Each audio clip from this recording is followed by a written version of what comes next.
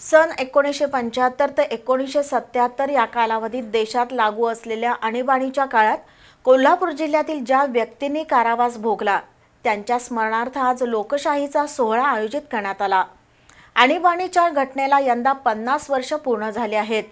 या निमित्तानं आणीबाणीत कारावास भोगलेल्या व्यक्तींना जिल्हाधिकारी अमोल येडगे यांच्या हस्ते सन्मानित करण्यात आलं। 1975 ते 1977 या आणीबाणीच्या कालावधीत कोल्हापूर जिल्ह्यातील 106 व्यक्तींनी सामाजिक आणि राजकीय कारणांसाठी कारावास भोगला होता। अशा व्यक्तींना आज सन्मानपत्र देऊन गौरवण्यात आलं। जिल्हाधिकारी अमोल येडगे यांनी आणीबाणीमध्ये कारावास भोगलेल्या ज्येष्ठ नागरिकांचा सत्कार केला। तसंच मानधनासंदर्भात काही अडचणी असतील तर त्या तत्काळ दूर केल्या जातील असं सांगितलं।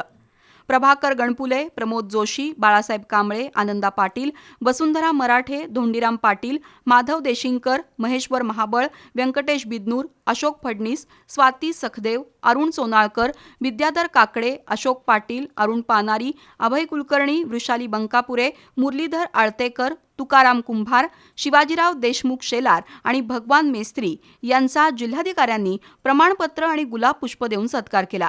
तर प्रत्येक तालुका स्तरावरही अशाच प्रकारचा कार्यक्रम आयोजित करण्यात आला।